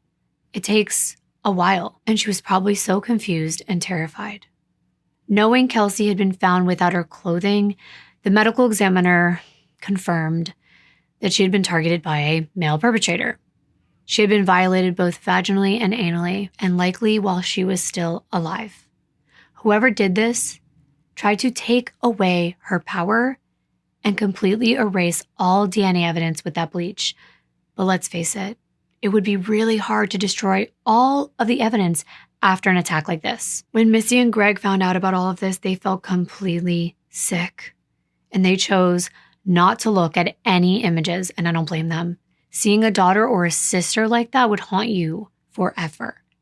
From what they could tell, whoever had killed Kelsey, they didn't know her. The nature of her injuries were severe, but they were not overkill. She was targeted in that Target store at random. She was kidnapped and killed in a very short amount of time. So even if her family had gotten those cell phone records from Verizon on the second, they probably wouldn't have been able to save her. But they had spent 4 terrifying days spending every waking hour searching for their daughter. They could have been spared some of that grief had Verizon just helped them locate her sooner. And they still had so many questions. Had Kelsey been driven to the second location, or did she drive there herself? In what circumstance would she willingly drive to another location? Because Greg had always warned her, never drive to a second location. If you are attacked in public, you have to fight to stay in the public. And I wondered about this too. It kind of baffled me. I thought about it again and again, picturing how he subdued her. I understand being pushed into her vehicle, but how did he keep her there? I thought about her being able to possibly get out of the passenger side. Every scenario went through my head, but there wasn't any way for me to know. I had to figure it out, and you will too. Had he knocked her out? Had he had a weapon of some kind? Well, Kelsey's siblings and boyfriend were deeply affected by this news, as you can imagine. When Kelsey had talked about death in the past with John, she said that she wanted her funeral to be a celebration.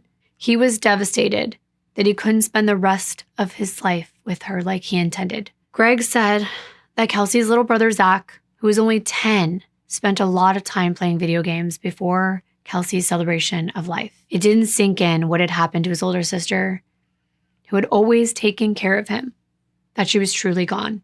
It wasn't until the private visitation that it really hit them. Kelsey's service was held on June 12th at Hillcrest Covenant Church, and over 800 people came to honor her life. Everyone wore blue. At the service, they played her favorite songs, and her father made a speech. He said he was thankful for Kelsey's army and that Kelsey lived more in 18 years than many people do with a great deal more time. Kelsey's friend Megan didn't know how she was going to cope with going to college, that next big step, without her best friend by her side. And John was going through a living nightmare. I mean, he had been talking to Kelsey about marriage and children. He told Fox News that she was my fish from that ocean. She was so perfect for me. I can't imagine what he must have been going through. Buying a promise ring, about to surprise her. The only comfort was that Kelsey might be watching all this from heaven, and that the person who killed her was behind bars. And I know you're probably thinking, wait a minute, behind bars? Who? Well, I want to take you back to June 6th, before Kelsey's body was found. Remember how I told you that morning the police had put out that video of the perpetrator's dark Chevy truck? I also let you know that one of the tips came in from a couple providing the name Jack and an address. On that Wednesday morning, 30-year-old Cameron Migas and his wife Debbie were watching the news. They had spent the last few days laughing about how their next-door neighbor Jack looked similar to the guy on the Target footage. But the guy was harmless. Cameron actually hung out with him on Monday with his son, since their kids were similar in age. Cameron's was 3 and Jack's was 4, and they liked to play together. But as the couple watched the video and then they looked outside, their laughter was silent. Outside Jack's house was that dark Chevy pickup truck. They debated what to do, and they decided to call in to the tip line. And Officer Black, who had been taking care of the list of leads and potential suspects, had gotten a couple calls about a guy named Jack over the last few days. But they never got a last name or an address, so they weren't able to follow up. But finally, they now had an address. Meanwhile, the police get a call from a local lawyer who explains that his client, Edwin, a different name here, was the person in the footage, but that he knows nothing about the incident involving the young girl. But he's willing to come down to the station with his lawyer, and they're going to make their way down there. But around noon, Detective Bob Miller is driving out to this Jack's house. And that's when he sees a family of 3 packing their bags into the Chevy pickup truck. And Miller just had this bad feeling. He looked at that truck, and it looked a lot like the truck in the video. But he couldn't be sure. He introduced himself, and he asked the guy named Jack, the father, if it was him. And he said, yeah, I'm Jack, but that's just my nickname. When Miller asked him for his real name, the man said it was Edwin Roy Hall. Edwin. Detective Miller was like, wait a minute. I've heard the name Edwin before. 2 different calls over the past 2 days had mentioned a guy named Edwin who fit the description of the man in the video. They already had his driver's license, and it matched the description, and they tried to track him down. But when Miller tried to visit him at the address that he had on file, the address was out of date. He had moved somewhere else. And now there was a guy named Jack and Edwin, and they had 5 tips against him and counting. Speaking of, he did look a lot like the guy in the video, even though, who knows, maybe he was just an innocent bystander. But if he was innocent, why didn't he respond to the interview call for people who had been at Target that day? The investigation was all over the news. It would be pretty suspicious if someone were to hear about it and not try to help with the investigation.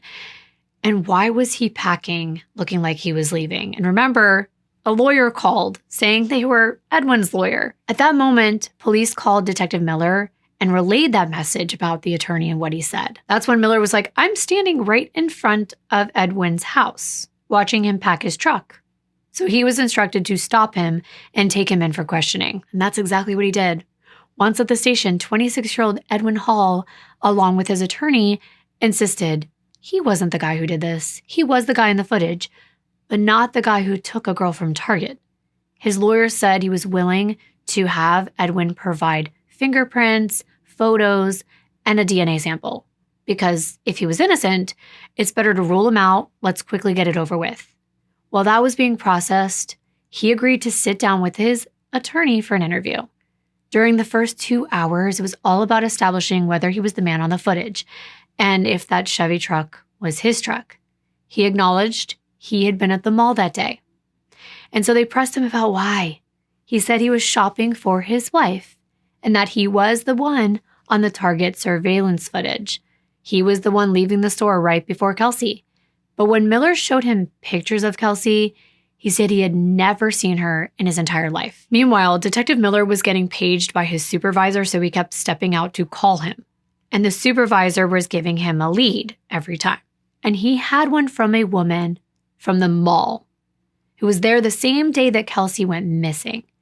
And this woman identified the man in the footage as this strange guy that kept asking her really weird questions and following her around. Okay, that's interesting, but it doesn't prove that he killed anyone. But what was weird to the detective is that if Edwin was the man in the Target video, that meant he was literally following Kelsey around the store. So he had to have seen her. And he had to be hiding something. Detective Miller just had to get him to admit it, to say that he'd seen her and that he had taken her. So he resorted to something kind of gross. It's an interview tactic. He started doing what they refer to as locker room talk. I'm sure you know what I'm getting at.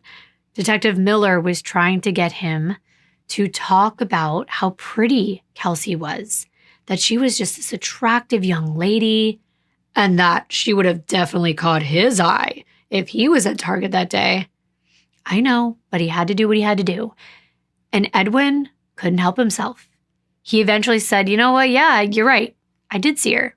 Yeah, she had nice legs. But I thought she was 12. So I left and I never saw her again. He thought she was 12 and that she had nice legs. That's something a predator would say right there. And Detective Miller knew he was in the presence of a killer, but he just needed to prove it.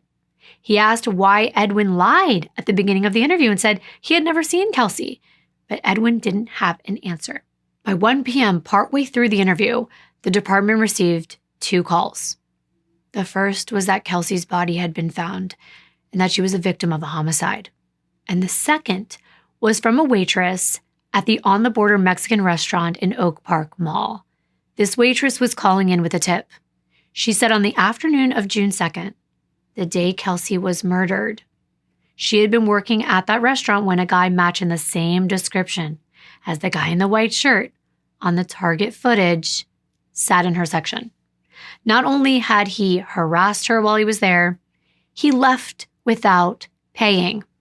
Petty theft, sure, but Detective Miller was relieved because he was getting annoyed with Edwin. Edwin was pissing him off, his words, because he was so smug. He acted like he knew it all. And this was enough reason to arrest Edwin while police processed those fingerprints. Detective Miller told Edwin he was under arrest for what they called dining and dashing, and they read him his Miranda rights. You won't believe this, but maybe you will. He laughed, and he said, I'm going to be out of jail in 48 hours, because he genuinely thought he could get away with this. He thought he was smarter than all the police officers, because remember, he poured bleach over Kelsey's body to get rid of the evidence. But of course, just when Detective Miller sent Edwin off to jail for his 5-finger discount on that meal, the fingerprint results came back. The one fingerprint in Kelsey's car was a match to Edwin Hall. He was outside in handcuffs. He was about to drive away, and Miller ran outside to read him his additional charges. I'm trying to imagine this. Officer Miller just running out there waving his arm saying, stop, stop, he did it. Edwin's thumbprint perfectly matched up with the print that they found on the seatbelt clip of Kelsey's car. They got him. And the rest of the day, the police were just wrapping up loose ends. That's why at that press conference, they never revealed to the public who had committed the crime. The perpetrator was arrested on the 6th and charged in Johnson County Court for murder and kidnapping. His release bond was set at $5 million, which is a lot of money. And he faced up to life in prison. But the very next day, when the public found out about his arrest, John and Kelsey's family said the grieving process was a little easier. But the investigation wasn't over yet. Police had to find enough evidence to convince a jury. And one fingerprint was not going to suffice. Then a couple reported that they had been walking around Longview Lake on the morning of June 3rd when a guy that matched Edwin's description came walking out of the woods. He was carrying a blue duffel bag and walking towards his pickup truck, which is parked near the trailhead entrance. In the truck bed, they noticed a bunch of bare branches, which they thought were weird. When they asked him what he was up to, which is pretty brave, he said that he was a photographer and had been shooting out in the woods. This seemed like a reasonable answer at the time, but what project required a photographer to collect a bunch of weird branches and actually string them together? They vividly remembered this conversation. The police determined this must have been when he went back there and tried to pour bleach all over the evidence. Kelsey's pink top was almost completely white, and they could tell that it was used to do some scrubbing, and I don't even want to think about how disturbing that is. The Missouri police looked into another disappearance case from May 4th, 2007, 17-year-old Kara Kopetsky. She had gone missing a month before from Belton, Missouri, only 6 miles from the place they had tracked down Kelsey's phone. Chief Douglas said that the cases might be related, but eventually it was uncovered that Kara was kidnapped by her ex-boyfriend, not Edwin. But Edwin did have a history of crime. He was born on October 18th in 1980, making him 26 when he murdered Kelsey Smith.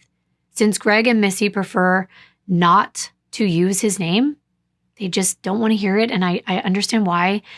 They just call him the suspect in their interviews.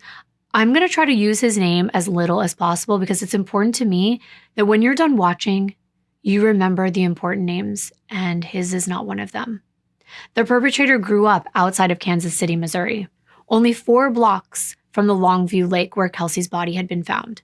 He'd been adopted by a woman named Carol Hall when he was only 7, and as a child, he threatened his adoptive sister with a knife. He ran at his next-door neighbor with a baseball bat and went to juvenile detention. Carol didn't want to have to send him back to the state, but she felt that she had no choice, so she did. When she found out that this boy, who she had adopted at one point, was involved in Kelsey's murder, she was shocked and sick to her stomach. But it became clear to her after speaking with him that he had done it. The perpetrator moved around a lot after he turned 18 and then started a long history of harassing and attacking women in public. He would give waitresses a really hard time. He would use like a fake wallet when he went places. He would go up to random women at the mall and say weird things to them. This is actually how he met his wife, Aletha, when he was 19. And by 2007, they were married and they had a 4-year-old son.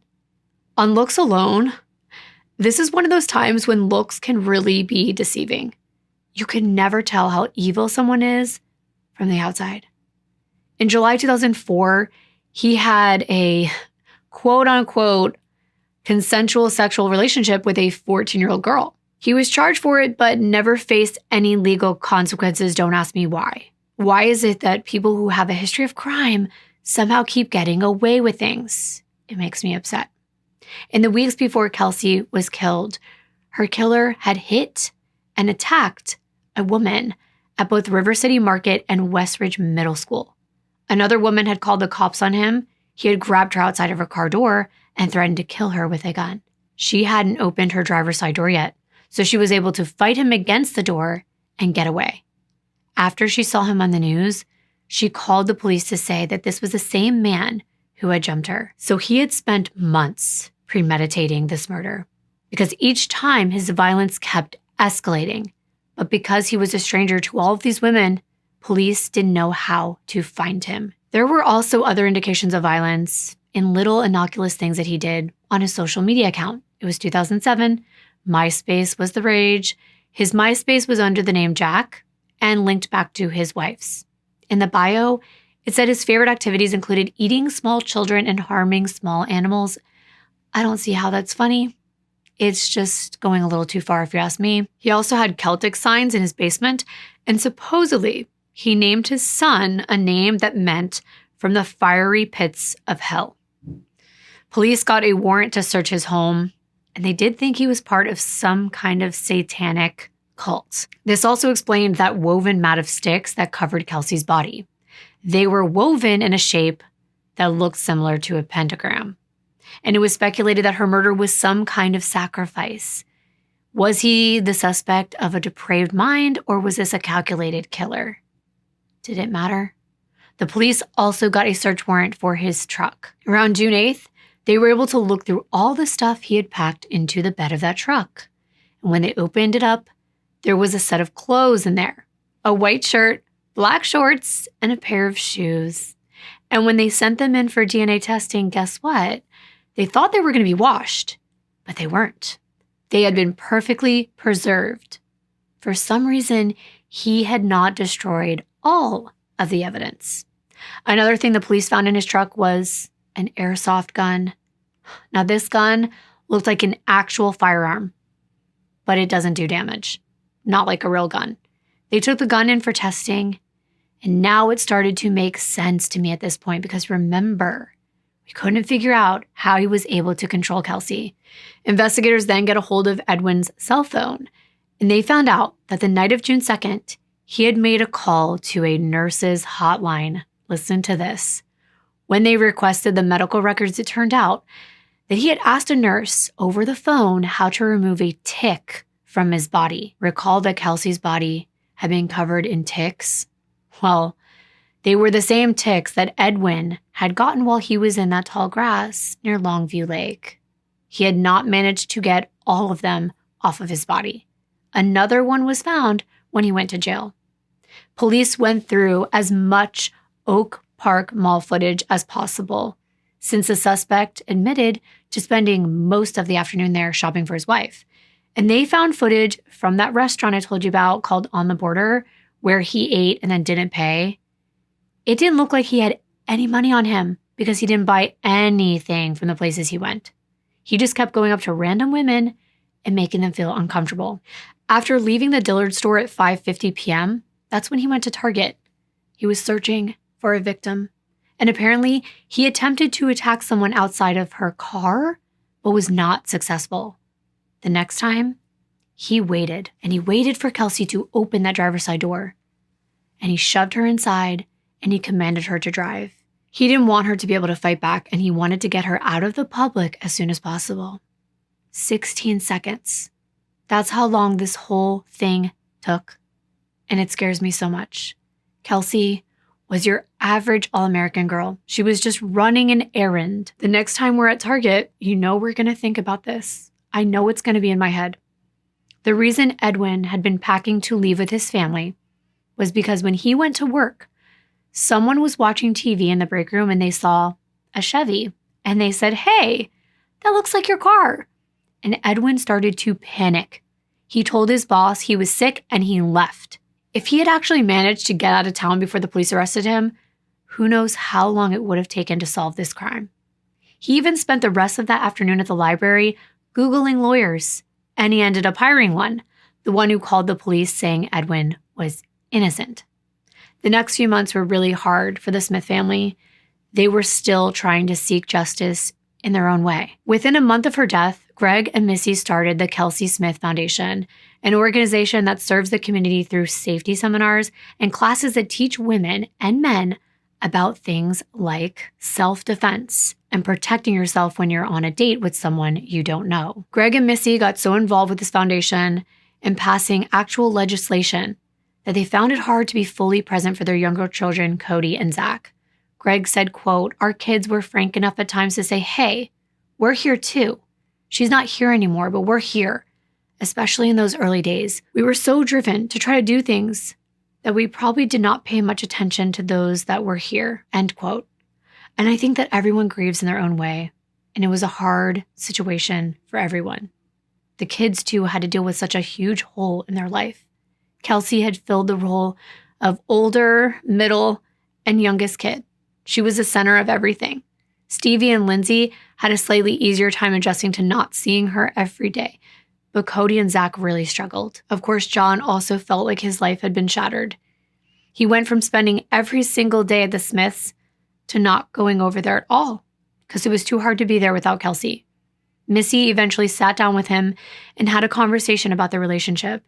She said it's okay if he wasn't able to have a close relationship with them anymore, that Kelsey would have wanted him to move forward, not move on, but move forward and keep moving. Greg and Missy went to speak with the president of Verizon about the 4 days that they spent waiting in the dark. They had a meeting with him and 3 other employees that just happened to all be lawyers. And Missy was pretty upset. She didn't want to sue. She wanted justice for the miscommunication issue and to ensure that something like this never happened again. She explained to the Verizon president everything that happened, that she called and said her daughter was missing and to ping her phone.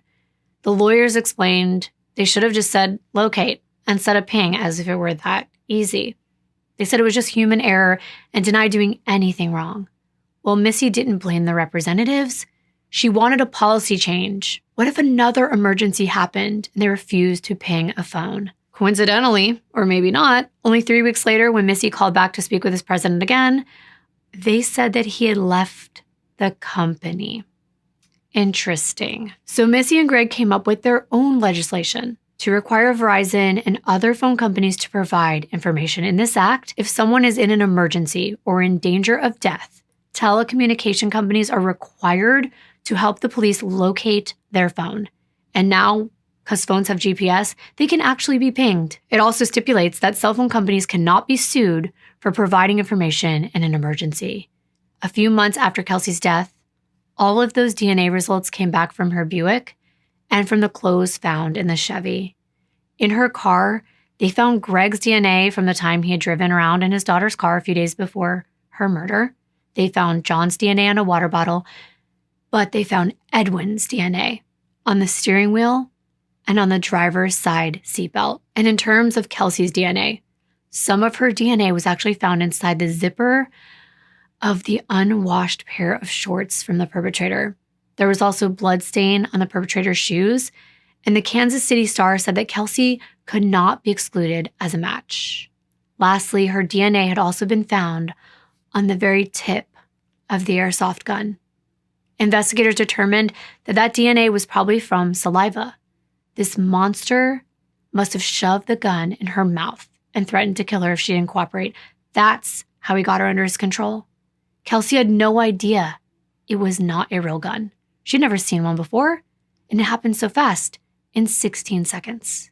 For the next year, the prosecution and defense did the usual process of gathering evidence. This case was unique because there was an option to try him in Kansas, in Missouri, or at a federal level. While all of these options had the death penalty for capital murder, it was most likely that if a suspect was tried at the federal level, he would be executed.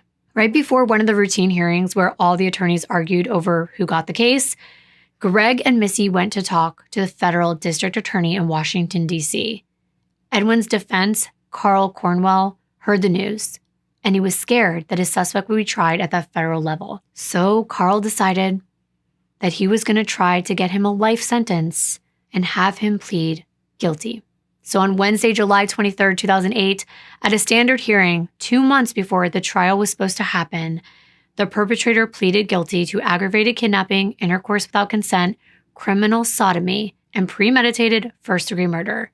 With this plea, he was required to give a full confession. He admitted he was looking for a victim all day that day. He noticed Kelsey at Target and was aware that she wasn't paying attention as she walked through the store. And he said that evil, quote, got the better of him, end quote. He called her a crime of opportunity. He had purposely left the store before her so he could pick up that airsoft gun, and he rushed up behind her with that gun, trying to catch her right before she opened her driver's side door. Then he shoved her into her car, and he pulled up the front seat and got behind her, and then he held the gun to the back of her head and threatened to shoot her if she didn't drive where he told her to go. All the while, he promised he wouldn't hurt her. And he strung her along, saying that everything was going to be okay as long as she listened to what he said. He said he was going to let her go. But instead, he instructed her to drive out to that densely wooded area and walk to where her body was eventually found. He put the gun in her mouth and also held it to the back of her head in order to force her to do what he said to do. That's when she began to put up a fight, but she was no match for him. He eventually rendered her unconscious as he took advantage of her, as she drifted awake from time to time and was again strangled until he was done with her and he squeezed her last breath out of her body. He actually spoke through tears at this hearing. He said, quote, "I can't find the right words to say today. I'm so sorry for what I've done. That's it. That's all I have to say," end quote. Kelsey's father said, quote, "I don't know how sincere he was, but it really doesn't matter. It doesn't change anything," end quote. Before his sentencing, his charges increased to capital murder, while the charges of aggravated indecent liberties with a 14-year-old were actually dismissed, but he was going to rot in prison anyway. His attorney actually tried to make the judge have some pity on him, saying that he had been repeatedly sexually violated before he turned the age of 6, more times than you can count on your hands, and that it was done by his blood relatives. He went on to explain this is not an excuse for what he did to Kelsey, but it's an explanation for how his life spun so terribly out of control by June 2nd, 2007. Well, Kelsey's mother had a public response to that. As a victim impact statement, she said, quote, "I know what it's like to grow up with alcoholic parents. I know what it's like to grow up in an abusive home. I know what it's like to grow up in a single-parent household that is so poor you receive public assistance and go without electricity. I know what it's like to be," and I'm just going to say, "forced to do inappropriate things as a child." I think you know what she meant. "I know what it's like to be a victim of forced intercourse. I know what it's like to be a teen mother, but I also know that life is about choices. When does one have to take responsibility for their own life?" End quote. The perpetrator was sentenced to life in prison without the possibility of parole on September 18th. Greg and Missy, who were at the hearing, were glad that they didn't have to go through an entire trial and see all of those pictures. It was over. Kelsey would live on in their memories. And in 2009, Greg and Missy successfully passed the legislation that required phone companies to give phone locations in emergencies. The Kansas senators called it the Kelsey Smith Act. Since then, 30 states have adopted this act. Dozens of people have been saved, including several kidnapped children and people who were injured when they tried to die by taking their own life. Greg and Missy are still fighting to get the Kelsey Smith Act passed at the federal level, or at least in every state. They know that Kelsey would have gotten it done by now. She would have got right up in the senators' faces and said, "Come on, let's get it done." Today, she would be 34 years old. Maybe she'd been married. Maybe she'd be a musician, a veterinarian. We don't know. But I bet she would have been great at whatever she chose to do. She truly was the best role model, sister, girlfriend, friend, and daughter. Remember everything that you've learned about Kelsey. Let that be her legacy. Let that be how she's always remembered, and not for what this monster took away from her. I'm so sorry to her family, and I hope you'll always remember her. Thank you so much for watching. I will see you in my next video. Bye.